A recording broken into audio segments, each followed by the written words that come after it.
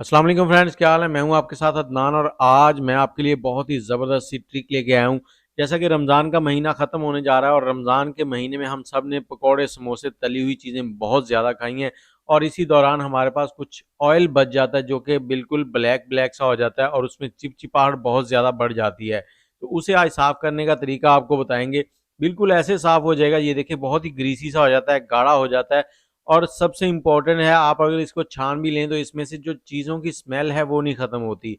जो मसाले आपने इसमें डाले होते हैं, जो आपने इसमें फ़िश फ्राई कर लिया है या चिकन फ्राई कर लिया है, जो भी मसाले हैं वो इस ऑयल के अंदर होते हैं। लेकिन आज जो हम इसको फ्राई करेंगे, इसमें जितने भी वो मसाले डले हुए हैं, हर चीज़ का जो फ्लेवर है वो बिल्कुल साफ़ हो जाएगा और सिर्फ़ आपके पास रिफ़ाइन ऑयल बचेगा। तो बहुत ही ईज़ी है इसको साफ़ करना। तो मेरे पास यहाँ पर 750 एमएल के करीब ऑयल है और इसके लिए मैंने यहाँ पर आधा कप पानी लिया। आधा कप पानी में हमने 2 से 3 टेबलस्पून कॉर्नफ्लोर डालना है। 3 टेबलस्पून कॉर्नफ्लोर डालेंगे और इसको हमने अच्छे से मिक्स कर लेना है। ये एक देखिए मिल्क दूध जैसा एक पानी का पेस्ट बन गया है, इसको अच्छे से मिक्स करेंगे और मिक्स करने के बाद हमने इस पेस्ट को कुकिंग ऑयल जो हमारे पास बिल्कुल इस्तेमाल शुदा है उसमें डाल देंगे।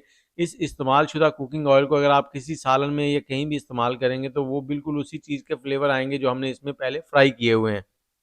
इसमें ये हमने पेस्ट डाल दिया, अब इसको हम अच्छे से मिक्स कर देंगे ताकि ये बिल्कुल तेल के अंदर अच्छे से मिक्स हो जाए और इसे मिक्स करने के बाद हम चूल्हे पर एक कढ़ाई रखेंगे और इसके साथ ही आप कमेंट में मुझे ये बताएं कि आपको ये ट्रिक कैसी लगी है साफ़ करने वाली और कौन से शहर में बैठ के आप हमारी वीडियो देख रहे हैं।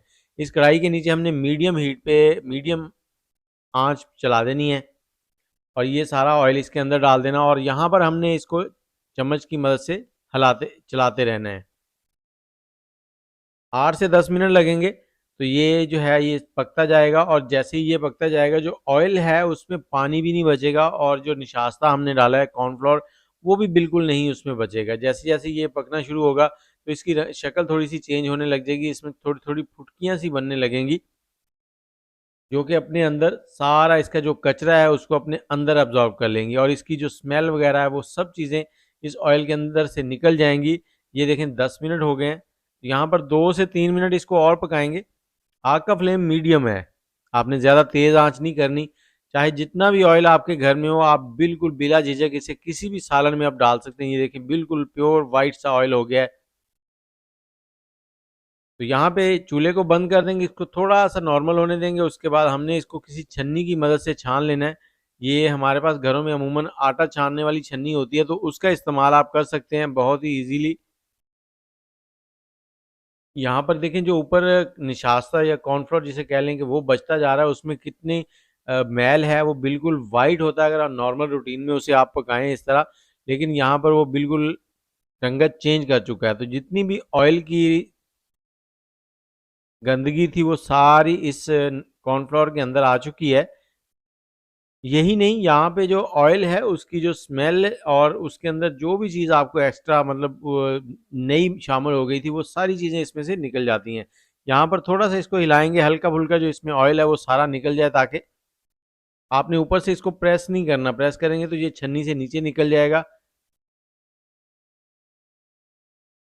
तो ये देखें हमारे पास बहुत ही ज़बरदस्त किस्म का रिफाइन ऑयल जो है वो आ चुका है। तो आपको कैसी लगी वीडियो? आप भी घर पे इसी तरह से ऑयल को रिफाइन करके रखें और इस्तेमाल शुदा ऑयल को दोबारा इस्तेमाल करें। अल्लाह हाफ़िज़।